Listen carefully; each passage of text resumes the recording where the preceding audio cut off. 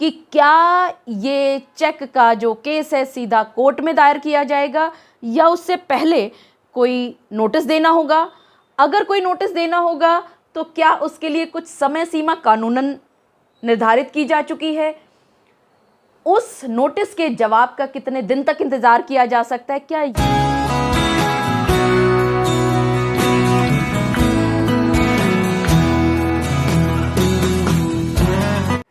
जैसा कि आप सभी ने मेरे पिछले बहुत सारे वीडियोस में ये देखा है कि जब भी आप पति और पत्नी के बीच में मनमुटाव के चलते जब केसेस चलते हैं, झड़ियाँ चलती हैं और जब आप लोगों का आपस में समझौता हो जाया करता है तो अक्सर पति पत्नी को एक मुश्त राशि दिया करते हैं परमानेंट एलिमनी के नाम पर।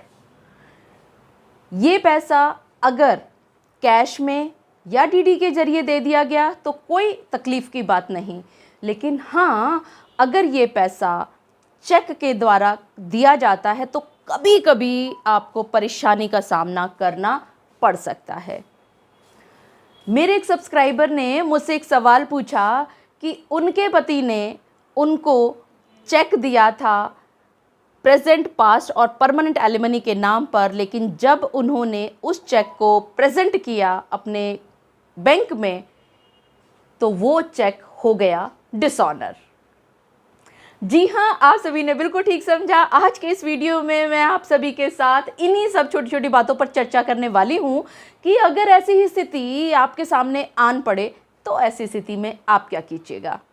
मैं एडवोकेट मोहिनी मोना आप सभी का पुनः स्वागत करती हूँ और आप सभी देख रहे हैं अपना पसंदीदा चैनल मोहिनी मोना एडवोकेट। अगर आपने मेरे इस चैनल को अभी तक सब्सक्राइब ना किया हो या आप मेरे इस चैनल के लिए नए हैं तो इसको जल्दी से जल्दी सब्सक्राइब कर दीजिएगा और हाँ, सब्सक्राइब करने के बाद बेल बटन में ऑल दबाना ना भूलिएगा ताकि आपको इसी तरह के लीगल इन्फॉर्मेटिव वीडियोस की नोटिफिकेशन सबसे पहले मिल सके। इसको एक उदाहरण के तौर पर समझते हैं कि आखिरकार ये किस्सा है क्या जिसका मैं वर्णन शुरुआत से करती आ रही हूँ। आप पत्नी हैं, आपके पति और आपके बीच में कुछ केसेस हुए थे, सेटलमेंट हो गया, एमओयू बन गया और उस एमओयू के बाद आप दोनों के बीच में ये निर्णय लिया गया कि अब 5 लाख रुपए की राशि आपके पति आपको देने वाले हैं। चूँकि ये म्यूचुअल कंसेंट के द्वारा आपका समझौता हो रहा था, निर्णय हो रहा था दोनों को अलग अलग होने का, तो इस राशि को 2 हिस्सों में बांट दिया गया, 2.5 लाख और 2.5 लाख। फर्स्ट मोशन के समय 2.5 लाख रुपए देने की बात हुई और इसी तरह से 2.5 लाख रुपया देने की बात हुई सेकंड मोशन के समय स्टेटमेंट जब आप कोर्ट में दीजिएगा। अब आप पहुंचे कोर्ट में फर्स्ट मोशन में आपकी स्टेटमेंट रिकॉर्ड हुई, आप पत्नी की भी हुई, आप पति की भी हुई और उसके बाद 2.5 लाख रुपए का आपने चेक आप पत्नी ने अपने पति से स्वीकार किया और आप घर में खुश होकर के पहुंच गई। आप अगले दिन पहुंचती हैं बैंक में आपने जाकर के ये चेक जो 2.5 लाख का आपके पति महोदय ने आपको प्रेजेंट, पास्ट और फ्यूचर एलिमनी के नाम पर दिया था, आपने कर दिया उसको प्रेजेंट को अपने बैंक में। अब जैसे ही आपने अपने बैंक में इसको प्रेजेंट किया तो आपके पास बैंक से दूसरे ही दिन फ़ोन आ गया कि ये जो चेक आप जमा करके गई थी मैडम, वो चेक डिसऑनर हो गया है क्योंकि जिसने ये चेक जारी करके दिया था उसके अकाउंट में उतना पैसा नहीं था, यानी कि इनसफिशिएंट फंड की वजह से वो चेक डिसऑनर हो गया। अब आप क्या कीजिएगा? अब हो गए आप परेशान। आपका फर्स्ट मोशन का ऑर्डर हो चुका है,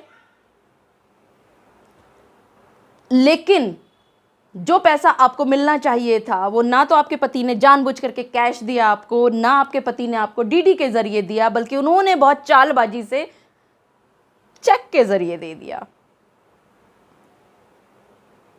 तो आपको मैं बताना चाहूंगी कि अगर आपको दिया गया कोई भी चेक डिसऑनर होता है तो और जो व्यक्ति ने आपको ये चेक जारी किया है उसको सजा दिलवाने के लिए नेगोशिएबल इंस्ट्रूमेंट एक्ट की धारा 138 के तहत आप उस अक्यूज्ड यानी कि चेक जारी करने वाले के विरुद्ध केस दायर कर सकती हैं।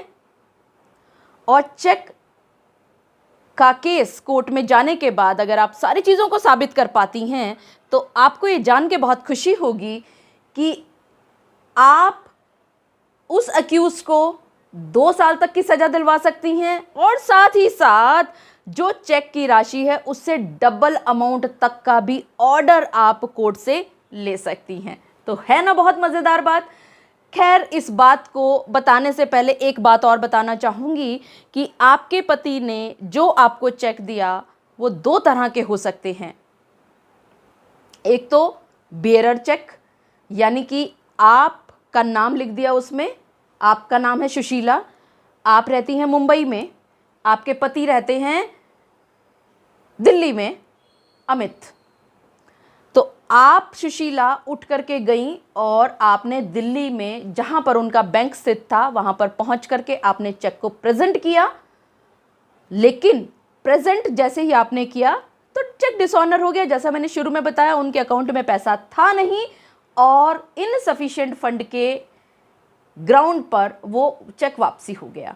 एक तो ये तरीका हुआ। दूसरा, आपके पति ने दिल्ली के अपने बैंक से जो चेक इशू करके दिया था कोर्ट में फर्स्ट मोशन की स्टेटमेंट देने के दौरान, रिकॉर्ड करने के दौरान, वो चेक आप सुशीला ने मुंबई में जहां पर आपका घर है, जहां पर आपका बैंक है, वहां पर आपने प्रेजेंट किया।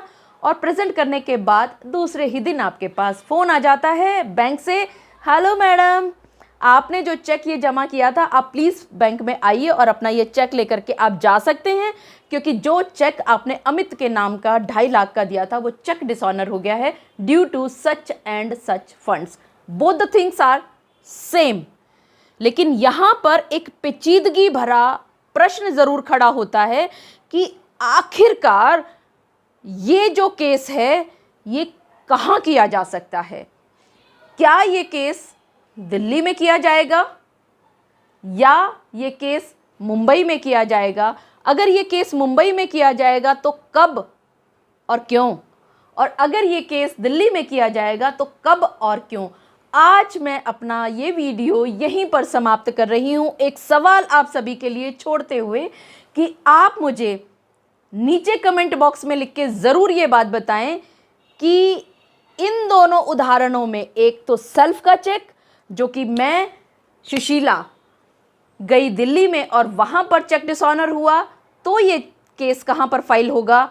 और इसी तरह से अगर ये सुशीला इसने अपना चेक को प्रेजेंट किया मुंबई में और यहाँ पर ये डिसऑनर हुआ, तो आखिरकार ये चेक ये केस कहाँ पर फाइल होगा? क्या मुंबई में या दिल्ली में? आप मुझे कमेंट के ज़रिए ये ज़रूर बताइएगा। और इसके साथ साथ बहुत सारे सवाल और भी खड़े होते हैं कि क्या ये चेक का जो केस है सीधा कोर्ट में दायर किया जाएगा या उससे पहले कोई नोटिस देना होगा? अगर कोई नोटिस देना होगा तो क्या उसके लिए कुछ समय सीमा कानूनन निर्धारित की जा चुकी है? उस नोटिस के जवाब का कितने दिन तक इंतज़ार किया जा सकता है? क्या ये भी कानून कहता है? और अगर उसका जवाब आ जाता है या नहीं आ जाता है और आपको पैसे वापसी नहीं मिल पाए हैं, और उसके बाद क्या आपकी कोई समय सीमा निर्धारित है कि कितने दिनों के अंदर आप कोर्ट में केस दायर कर सकते हैं? इन सभी बातों की जानकारी के लिए आप मेरे साथ जुड़े रहिए। आपको मैं ये सारी बातें सिलसिलेवार ढंग से अगले वीडियोस में बताऊंगी। लेकिन हाँ, एक सवाल का जवाब, आपके इतने सारे सवालों का एक जवाब ज़रूर देना चाहूँगी। हाँ, हर एक चीज़ की समय सीमा निर्धारित है, तो ध्यान रखिएगा। आप भी चेक को इशू करते समय ज़्यादा खुश ना होइएगा। बहुत सारी चीज़ें हैं जिनका आपको ध्यान रखना पड़ सकता है, उसका भी मैं वीडियो बनाऊंगी। आप सभी लोग मेरे साथ जुड़े रहें, एक एक वीडियो देखते रहें, स्किप कर करके ना देखिएगा, वरना हो सकता है कोई भी एक ज़रूरी जानकारी से आप वंचित रह जाएं। मुझे पूरा विश्वास है कि आप सभी को मेरा आज का वीडियो भी बहुत अच्छा लगा होगा। अगर आपको मेरा आज का वीडियो भी अच्छा लगा तो इसको लाइक, शेयर और कमेंट करना ना भूलिएगा। और हाँ, अगर आपने मेरे इस चैनल को अभी तक सब्सक्राइब ना किया हो या आप मेरे इस चैनल के लिए सब नए हैं तो इसको जल्दी से जल्दी सब्सक्राइब कर दीजिएगा, ताकि आपको इसी तरह की लीगल इन्फॉर्मेटिव वीडियोस की नोटिफिकेशन सबसे पहले मिलते रहे। और जैसा मैंने शुरू में बताया, सब्सक्राइब करने के बाद बेल दबाने के बाद ऑल बटन दबाना ना भूलिएगा, ताकि आपको नोटिफिकेशन सबसे पहले मिलते रहें। अपना और अपने परिवार का बहुत अच्छी तरह से ध्यान रखिएगा। Thank you, take care, bye bye.